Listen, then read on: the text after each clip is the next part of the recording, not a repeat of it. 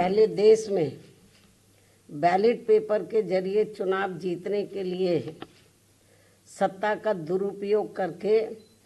फर्जी वोट डाले जाते थे। अब तो ईवीएम के जरिए भी ये कार्य किया जा रहा है। देश के चुनाव आयोग द्वारा कोई सख्त कदम नहीं उठाए जाते हैं तो तब तक हमारी पार्टी देश में खासकर अब कोई भी उपचुनाव नहीं लड़ेगी। कांग्रेस बीजेपी कंपनी के जो लोग हैं, फिर इन्होंने अंदर अंदर आपस में मिलकर वे पर्दे के पीछे से खासकर दलित समाज में से बिकाऊ व स्वार्थी किस्म के लोगों के जरिए अब इन्होंने अनेकों पार्टियां बनवा दी। यूपी में 9 विधानसभा की सीटों पर हुए उपचुनाव में इस बार जो वोट पड़े हैं और उसके बाद जो कल नतीजे आए हैं तो उसको लेकर अब ये आम चर्चा है। मैं खुद नहीं कह रही हूँ, ये लोगों में आम चर्चा है कि पहले देश में बैलेट पेपर के जरिए चुनाव जीतने के लिए सत्ता का दुरुपयोग करके फर्जी वोट डाले जाते थे और अब तो ईवीएम के जरिए भी ये कार्य किया जा रहा है, जो लोकतंत्र के लिए बड़े दुख व चिंता की बात है। इतना ही नहीं बल्कि देश में लोकसभा व राज्यों में विधानसभा आम चुनाव के साथ साथ खासकर उपचुनावों में तो अब ये कार्य काफ़ी खुलकर किया जा रहा है और ये सब हमें हाल ही में हुए यूपी के उपचुनाव में काफ़ी कुछ देखने के लिए मिला है। और इस बार महाराष्ट्र स्टेट में विधानसभा के हुए आम चुनाव में भी इसको लेकर काफ़ी आवाज़ें उठाई जा रही हैं। ये अपने देश में यह लोकतंत्र के लिए बहुत बड़ी खतरे की घंटी भी है। ऐसी स्थिति में अब हमारी पार्टी ने ये फैसला लिया है कि जब तक देश में फर्जी वोटों को डालने से रोकने के लिए देश के चुनाव आयोग द्वारा कोई सख्त कदम नहीं उठाए जाते हैं तो तब तक हमारी पार्टी देश में खासकर अब कोई भी उपचुनाव नहीं लड़ेगी। मैं उपचुनाव की बात कर रही हूँ, बाई इलेक्शन की। तो तब तक हमारी पार्टी देश में खासकर अब कोई भी उपचुनाव नहीं लड़ेगी। जबकि आम चुनाव में जब जनरल इलेक्शन होते हैं, जबकि आम चुनाव में इस मामले में थोड़ा बचाव जरूर हो जाता है, क्योंकि इनका अर्थात सरकारी मशीनरी का सत्ता परिवर्तन के डर की वजह से जब जनरल इलेक्शन होता है, जो पार्टी पावर में होती है जरूरी नहीं है कि वो पार्टी पावर में फिर से लौट के आ जाए, दूसरी पार्टी भी आ सकती है। तो फिर वो जो सरकारी मशीनरी है वो थोड़ा घबराती है। जबकि आम चुनाव में इस मामले में थोड़ा बचाव जरूर हो जाता है, क्योंकि इनका अर्थात सरकारी मशीनरी का सत्ता परिवर्तन के डर की वजह से आम चुनाव में इनका जनता पर कोई ज़्यादा दबाव या डर आदि नहीं होता है, जिसे खास ध्यान में रखकर हमारी पार्टी देश में लोकसभा व राज्यों में विधानसभा के आम चुनाव तथा स्थानीय निकायों के भी चुनाव पूरी तैयारी व दमदारी के साथ लड़ेगी। इसके साथ ही यहाँ मैं ये भी कहना चाहती हूँ कि यूपी में सन 2007 में बीएसपी की अकेले ही पूर्ण बहुमत की सरकार बनने के बाद से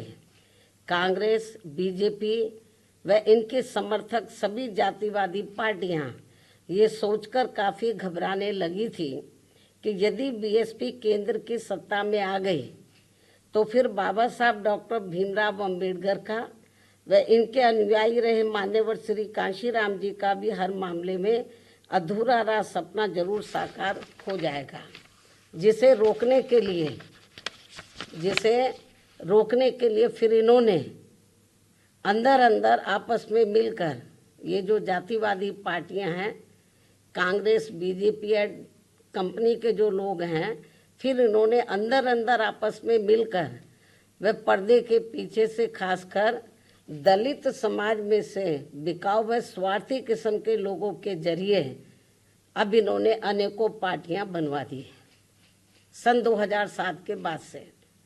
जिनको चलाने व चुनाव लड़ाने आदि पर पूरा धन इन्हीं पार्टियों का लगता है। तभी ये पार्टियां कई कई दर्जन गाड़ियों को साथ में लेकर चलती हैं और अब तो ये हेलीकॉप्टर व प्लेन से चुनावी दौरा भी करते हैं। ऐसी लोगों में ये आम चर्चा है, जबकि हमारी पार्टी बीएसपी इसके लिए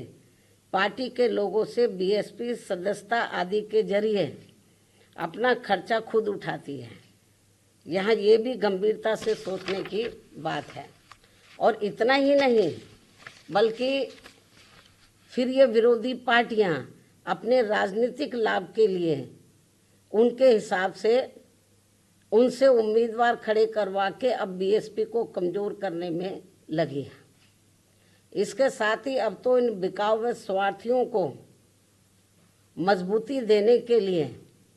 अब ये विरोधी पार्टियां अपना खुद का भी वोट ट्रांसफ़र करवा के इनके हर राज्य में 1-2 एमपी व एमएलए भी जितवा कर भेज रही है। इसलिए ऐसे सभी बिकाऊ व स्वार्थियों की पार्टियों को अब अपने भोले भाले दलितों, आदिवासियों, अन्य पिछड़े वर्गों व अक़लियतों को भी अपना एक भी वोट देकर खराब नहीं करना है। ये सब हमें अभी हाल ही में हरियाणा, महाराष्ट्र, झारखंड के हुए विधानसभा आम चुनाव के साथ साथ यहाँ उत्तर प्रदेश में भी 9 विधानसभा की सीटों पर हुए उपचुनाव में काफ़ी कुछ देखने के लिए मिला है। ऐसे में अब इन सभी वर्गों के लोगों को इन्हें जाति, बरादरी, रिश्ते नातों, यार दोस्तों आदि के भी चक्कर में न पड़कर अपना वोट ऐसी किसी भी पार्टी को नहीं देना है, बल्कि अपनी एकमात्र हितैषी पार्टी बीएसपी को ही अपना वोट देना है, जिसकी नीतियों व कार्यशैली को इन्होंने यूपी में, यानी कि जो वीकर सेक्शन के लोग हैं, इन्होंने यूपी में बीएसपी के, वैसे तो सर समाज के लोगों ने आजमाया है, इन्होंने यूपी में बीएसपी के नेतृत्व में 4 बार बनी सरकार में भी काफ़ी कुछ आजमाया है। इसके साथ साथ इन सभी वर्गों के लोग अब पुनः सत्ता में आने के लिए विरोधी पार्टियों की इन सभी साजिशों से हमेशा सावधान रहना है और आपस में भाईचारा पैदा करके अपनी पार्टी बीएसपी को हर मामले में जरूर मजबूत बनाना है तथा इनकी इन सभी साजिशों से ये लोग हमेशा सावधान भी रहें। वर्तमान में समय की यही मांग है और सर्वजन हिताय व सर्वजन सुखाय के लिए इसकी ये खास ज़रूरत भी है। और अब मैं विरोधियों की इन सभी साजिशों के बीच अपनी पार्टी के लोगों ने अपने उम्मीदवारों को यहाँ उत्तर प्रदेश में, महाराष्ट्र में, झारखंड में और ख़ासकर उत्तर प्रदेश में जो 9 विधानसभा की सीटों पर बाई इलेक्शन हुए, तो इन सभी सीटों पर अपनी पार्टी के लोगों ने अपने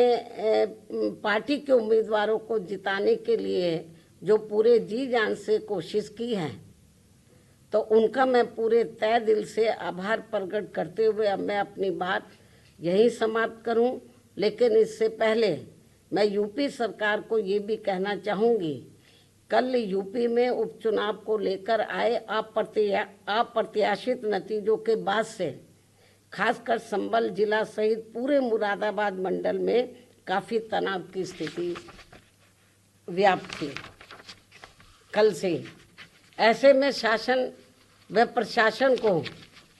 संभल में मस्जिद व मंदिर विवाद को लेकर सर्वे कराने का कार्य आगे बढ़ाना चाहिए था, जो तो ये ज़्यादा बेहतर होता। लेकिन ऐसा ना करके जो आज वहाँ सर्वे के दौरान जो कुछ भी बवाल हुआ है, हिंसा हुई है, तो उसके लिए यूपी का शासन व प्रशासन